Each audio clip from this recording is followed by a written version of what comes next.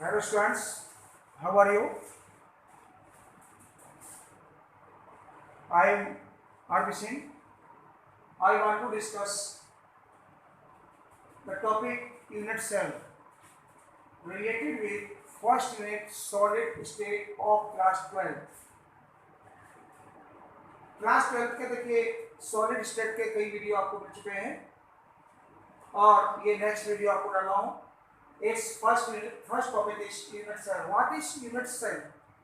Note the question in your mind. What is unit cell? The smallest geometrical portion of the crystal lattice is which can be used as repetitive unit to build up the whole crystal is called unit cell.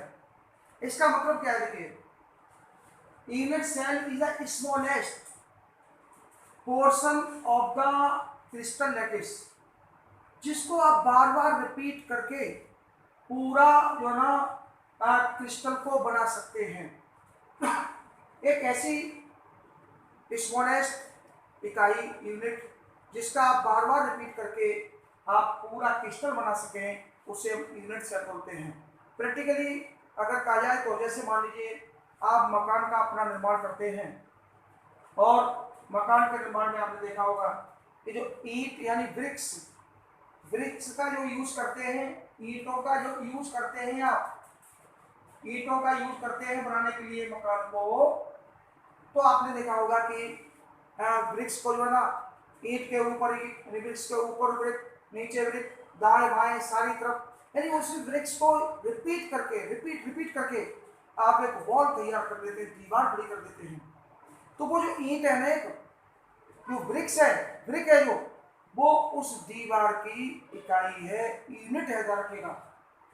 तो unit cell जो है ना, unit cell उस BRICS को बोलेंगे जिनको repeat करके हमने जो है दीवार का वॉल का निर्माण किया है.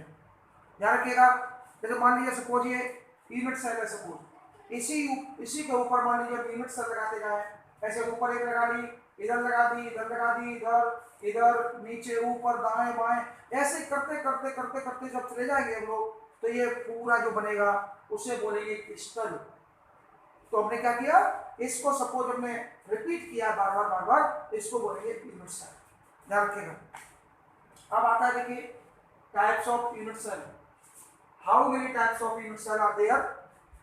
यूनिट सेल्स के कितने टाइप्स हैं, कितने प्रकार हैं? देखिएगा.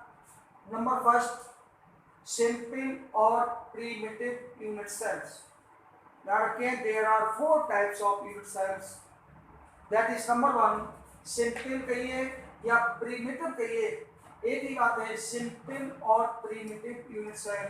Number second body centred unit cell. Number third face centred unit cell. And number fourth end centred unit cell. अब ये क्या क्या है, क्या है इनकी डेफिनेशन है? देखिए, सिंपल और प्रिमिटिव यूनिट सेल किसको बोलते हैं? In which the particles are present at the corners only, यानी ऐसी यूनिट सेल जिसके केवल कॉर्नर पर पार्टिकल प्रेजेंट होते हैं उसे हम सिंपल यूनिट सेल बोलते हैं. एक शॉर्ट फॉर्म इज एससीसी और पीसीसी. ध्यान रखिएगा, एससीसी और पीसीसी. और देखिए तो क्या मतलब है इसका? देखिए,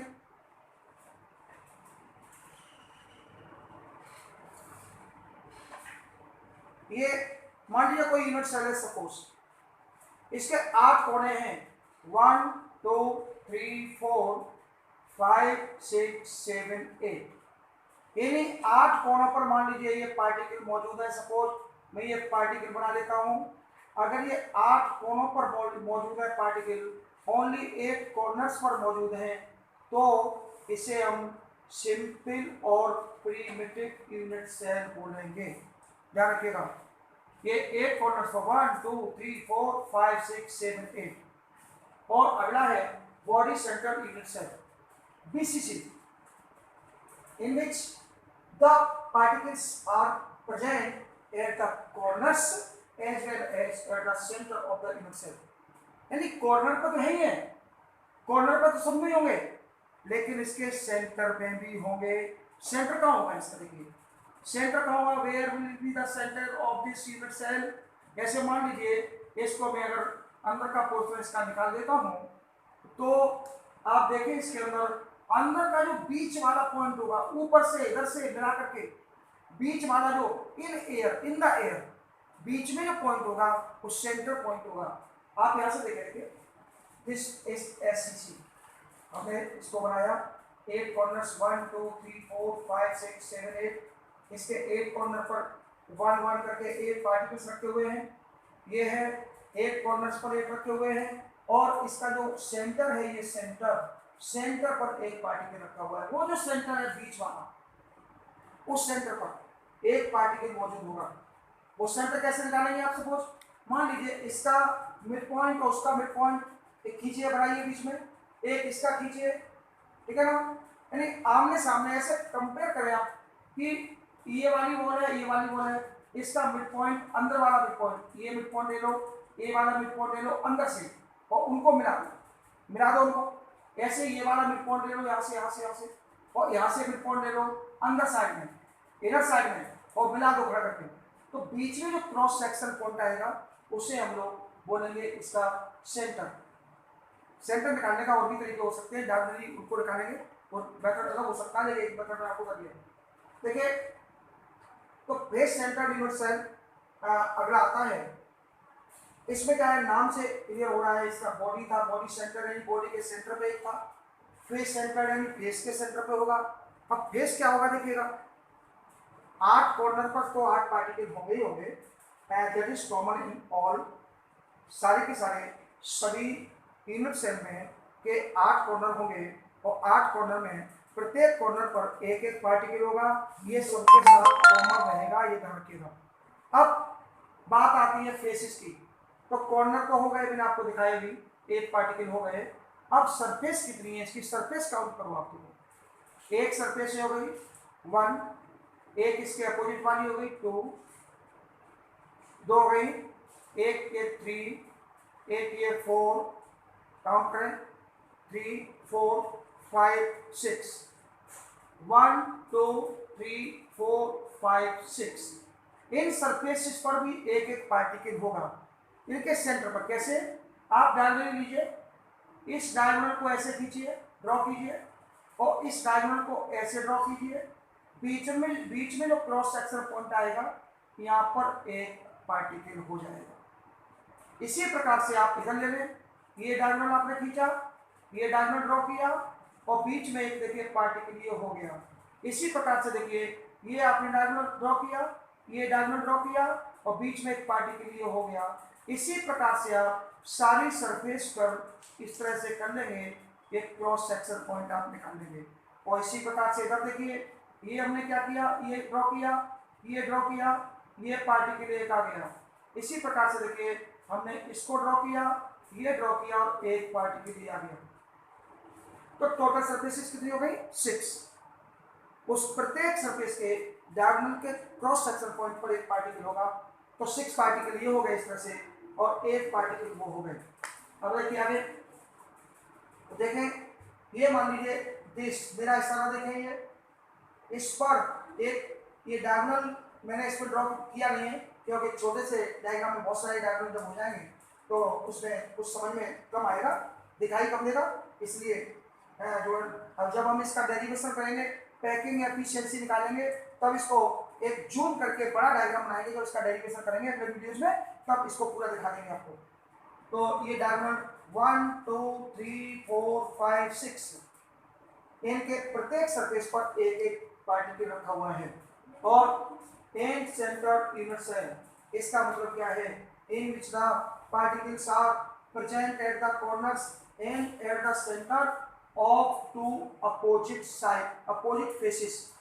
यानी इसके प्रत्येक कॉर्नर पर, एक कॉर्नर से उनका प्रत्येक पर एक एक पार्टिकल होगा, और अपोजिट साइड, कोई से 2 अपोजिट साइड। जैसे एक ये वाला ले लिया सपोज आपने, तो इसके ऊपर वाला, या फिर इसको ले लो, इसके अपोजिट माना ये वाला, या फिर ये वाला इसके अपोजिट ये वाला, जो भी आप चाहें वो अपोजिट 2 फेसेस लेंगे, उनके सेंटर पॉइंट पर उनके डायगोनली जो क्रॉस सेक्शनल पॉइंट होगा उसे हम सेंटर पॉइंट बोलेंगे। उन पर ध्यान रखेंगे, उनके पॉइंट पर एक एक पार्टिकल होगा, तो 2 पार्टिकल इसमें हो गए, कुल मिलाकर के 10 हो गए। इसमें एक इंडिविजुअल एक की बात कर रहा हूं। अब देखिए आगे बढ़ते हैं हम लोग। Number of particles per unit cell. Per unit cell क्या है, देखिए ये टॉपिक जो ना काफी डीप टॉपिक है, इसमें इजीली समझ में नहीं आएगा, थोड़ा सा बहुत अच्छी तरह से करें और फिर मैं इसका डेरिवेशन करूंगा तो और क्लियर करूंगा इसको मैं। देखिए इसमें क्या क्या हमने दिया, ये टेबल ड्रॉ की है, यूनिट सेल का टाइप दे दिया SCC, BCC, FCC, ECC, number of particles and there contribution के नंबर ऑफ पार्टिकल्स कितने होंगे और उनका योगदान कितना होगा एक यूनिट सेल में। ध्यान रखिएगा, पर यूनिट सेल उनका कंट्रीब्यूशन कितना होगा, कॉर्नर वाले का कितना होगा, फेस वाले का कितना होगा, सेंटर वाले का कितना होगा। फिर उसमें पर यूनिट सेल एवरेज निकालेंगे तो टोटल नंबर ऑफ पार्टिकल्स कितने फाइंड आउट होंगे। ध्यान रखिएगा, एससीसी में देखते हैं। एससीसी में जो कॉर्नर पर तो प्रत्येक नहीं है, हर एक में देखिए कॉर्नर पर तो हर एक में है पार्टिकल, इनमें कुछ में है कुछ में नहीं है। देखिए तो एससीसी वाला जो ये वाला पार्टिकल है, ये वाला है, इसका एक पार्टिकल का एक यूनिट सेल में कंट्रीब्यूशन कितना है, तो कंट्रीब्यूशन का ध्यान रखिएगा 8 × 1/8। अब ये 1/8 क्यों है, एक पार्टिकल का कंट्रीब्यूशन, वन पार्टिकल का कंट्रीब्यूशन 1/8 है। ध्यान रखिएगा, वन पार्टिकल का कंट्रीब्यूशन 1/8 है। अब चूंकि इसमें एक पार्टिकल है इसलिए हमने 8 का मल्टीप्लाई कर रखा है कि सारे पार्टिकल्स का, एक पार्टिकल्स का टोटल कंट्रीब्यूशन कितना हो जाएगा।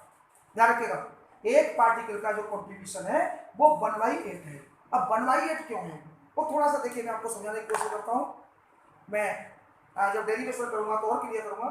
जैसे मान लीजिए हमने क्या किया, ये पार्टिकल है, ये पार्टिकल हमारा कितने यूनिट सेल के लिए शेयर करेगा। मैं भी थोड़ा सा आपको इशारा कर रहा हूं, हमने एक यूनिट सेल ऊपर ले ली, सपोज ऐसे ले ली, ऐसे। अब देखिएगा ये वाला जो पार्टिकल था, ये वाला पार्टिकल दोनों के लिए सेम हो गया, दोनों के लिए यहां पर कॉमन हो गया, कॉमन, ये कॉमन हो गया। जो हमने पार्टिकल माना है वो स्फेरिकल होगा, स्फीयर इस पर रखा हुआ है पॉइंट पर मान लीजिए, तो स्फीयर का कुछ हिस्सा उठा भी होगा, ऊपर को होगा, कुछ इधर को निकला होगा, कुछ इधर को, कुछ इधर को, ऐसे करके। तो देखिए ये वाला जो कोना था ये कॉमन हो गया। अगर आप ओनली इतने की बात करें तो एक का कंट्रीब्यूशन 1/2 हो चुका है, क्योंकि एक जो पार्टिकल है वो 2 के लिए काम कर रहा है, तो कंट्रीब्यूशन हो गया इसका 1/2। बट अभी पूरा नहीं हुआ, अब क्या करेंगे, एक यूनिट सेल ध्यान रखिएगा इस साइड में रखेंगे, इस साइड में, इसके पैरेलल तो हो गए 3, तो कंट्रीब्यूशन हो गया 1/3।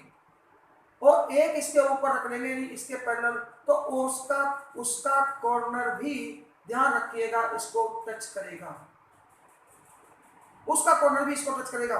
तो अब कितने हो गए, 4 यूनिट सेल इसको टच कर रहे हैं, एक ही पॉइंट को 4 यूनिट सेल के कॉर्नर इसको टच करेंगे, तो अब कंट्रीब्यूशन हो गया 1/4।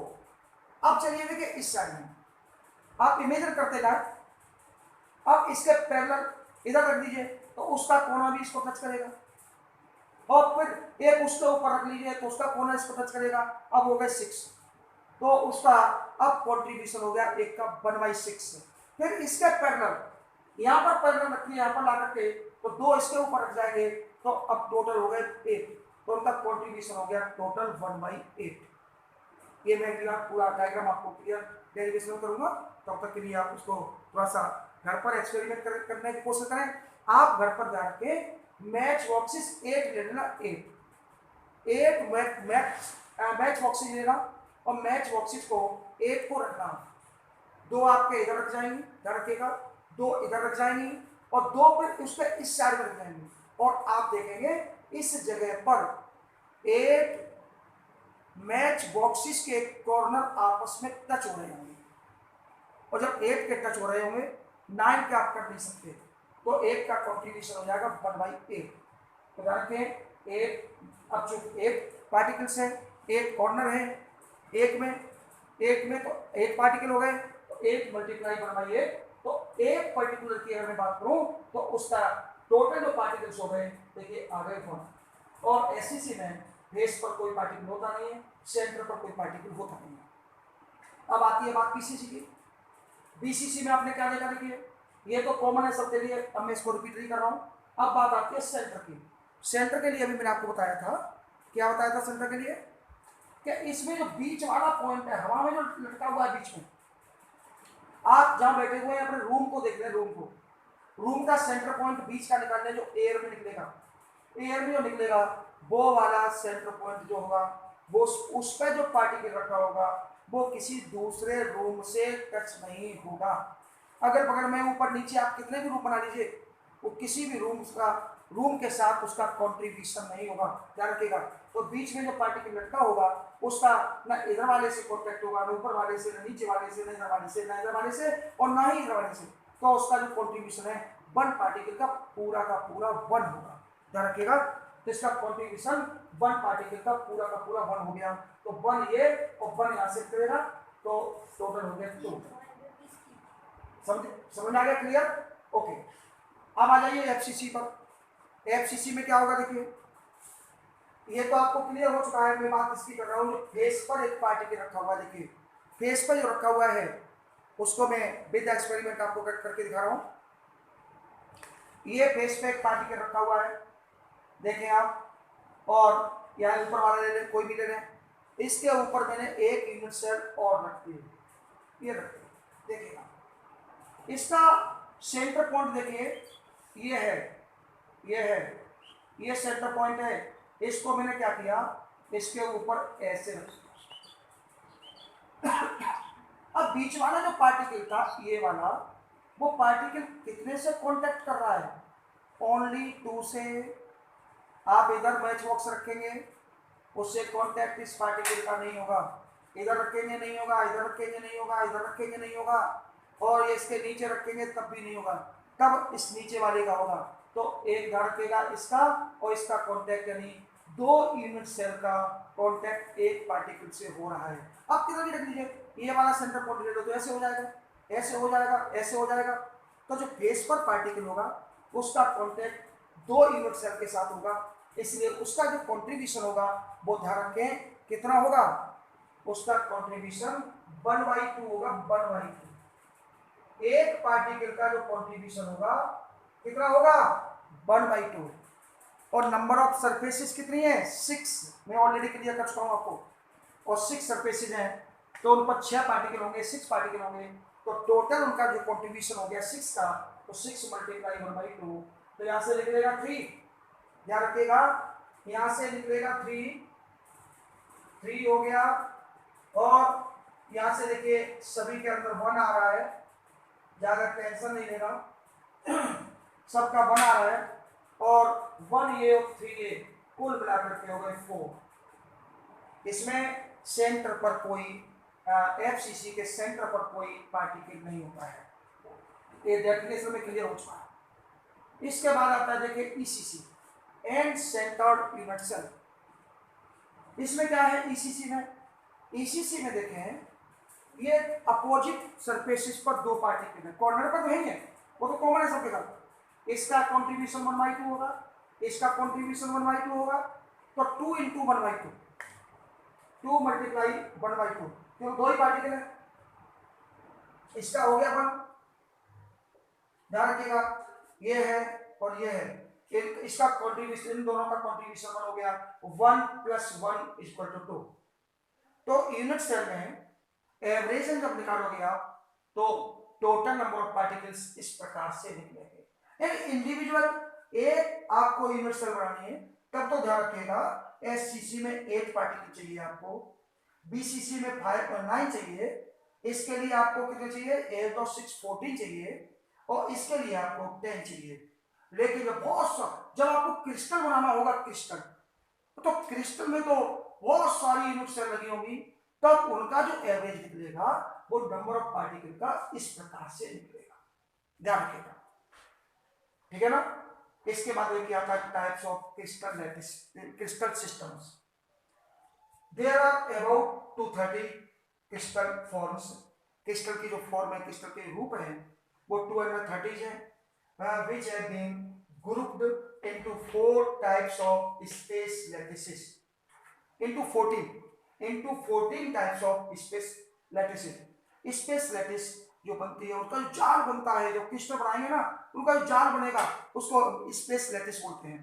उनको 14 ग्रुप में बांटा गया है, 230 को, ध्यान रखिएगा। उनको एक नाम दिया गया है ब्रेवियास लैटिस। नाम नोट करने यहाँ पर मैंने इसको हाईलाइट कर दिया है, Bravais lattice. On the basis of their symmetry, यानी उनकी सिमेट्री के आधार पर 14 टाइप्स दिए गए हैं। But and 7 different crystal system on the basis of interfacial angles and axis. और जो उनके अंदर जो एक्सिस और एंगल्स बने हुए हैं, उनके ऊपर बेस करके उनको 7 टाइप्स में बांटा गया है।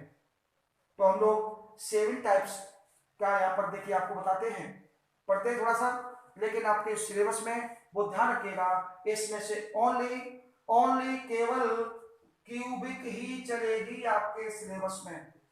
आपके सिलेबस में ओनली क्यूबिक है, बाकी ये आपके सिलेबस में एक भी नहीं है, ध्यान रखिएगा। इसलिए क्यूबिक को हमें लेके चलना है, इन तक पूरे चैप्टर में लेके चलना है, इनको छोड़ देंगे, इनको जल्दी जल्दी पढ़ लेते हैं। देखिए क्यूबिक आपने क्या देखा, क्यूब क्या होता है, जिसके all 3 sides of are same, all 3 sides are same, A, B, C। Suppose length, width and height। A मान लो लेंथ है, B for width and C for height।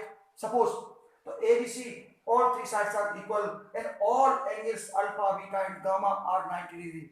तो क्यूब के द्वारा रखिएगा, सभी एंगल 90 डिग्री के होते हैं और सभी साइड तीनों सारी की सारी साइड बराबर होती हैं, तो वो हो गई क्यूबिक। और अगर मान लीजिए 2 साइड तो बराबर हैं A और B, तीसरी साइड बराबर नहीं है, third side is not equal. If 2 sides A and B are equal, but while third side C is not equal and all 3 angles are 90 degree, then the unit side will be tetragonal। ध्यान रखिएगा। और if all 3 sides are equal and all angles are equal, alpha, beta, gamma, but the value of these angles is not 90 degree। But सभी बराबर तो हैं आपस में, लेकिन किसी की भी वैल्यू 90 डिग्री नहीं है, और तीनों साइड बराबर है उसकी, तो हम रोम्बोहेड्रा बोलेंगे इसको। रोम्बोहेड्रन भी लिखा हो सकता है कहीं, रोम्बोहेड्रा कह लो, रोम्बोहेड्रन कह लो। अच्छा, अगला देखिए, एक और कोई भी साइड देखिए, एक और side are unequal, A B C कोई भी इक्वल नहीं है, और but all 3 angles are equal and the value of this is 90 degree, then the unit side will be orthorhombic। ऑर्थोरॉम्बिक वो होगी जिसमें कोई भी साइड बराबर नहीं होगी, सेम नहीं होगी, लेकिन प्रत्येक एंगल जो है 90 डिग्री का होगा। मोनोक्लिनिक कौन सी होगी, जिसमें अल्फा और बीटा तो 90 के होंगे, लेकिन सॉरी अल्फा और गामा तो 90 के होंगे, लेकिन बीटा 90 का नहीं होगा। और उसमें देखिए कोई भी साइड इक्वल नहीं होगी, सेम नहीं होगी, सारी साइड्स डिफरेंट होगी। और ट्राइक्लिनिक क्या होगी, ट्राइक्लिनिक में देखिएगा कोई भी साइड इक्वल नहीं है और कोई भी एंगल ना तो इक्वल है और ना ही वो 90 का है। ध्यान रखें, मतलब अल्फा बीटा गामा की किसी की वैल्यू 70, किसी की 80, किसी की 85, मतलब बराबर भी नहीं है और 90 के भी नहीं है। और हेक्सागोनल जो लास्ट है उसमें देखिए 2 साइड्स तो बराबर है, सपोज लेंथ और ब्रीथ बराबर है, but height is not same, और अल्फा बीटा सेम है 90 डिग्री के हैं, और गामा 120 का है, एक एंगल 120 का रखिएगा और 2 एंगल अल्फा बीटा 90 के हैं। ये अल्फा बीटा गामा क्या है, ए और बी के बीच का जो एंगल है वो अल्फा है, बी और सी के बीच का जो एंगल है वो बीटा है, और ए और सी के बीच का जो एंगल है वो गामा है। ध्यान रखिएगा, ए बी सी इसकी लेंथ ब्रीथ और हाइट है, और अल्फा बीटा गामा उनके बीच में बने हुए एंगल हैं। तो इनको ध्यान रखिएगा, इनको एक बार जब हम इनके पैकिंग एफिशिएंसी जब निकालेंगे, तब इनका डेरिवेशन जब करेंगे, तब इनकी फिर जरूरत पड़ेगी, तब हम एक बड़ा सा डायग्राम बना करके इसको जूम करके अच्छी तरह से आपको दिखाएंगे कि किस तरह से इनका कंट्रीब्यूशन निकलेगा और किस तरह से इनकी पैकिंग एफिशिएंसी निकलेगी। तब तक के लिए थैंक्स फॉर यू।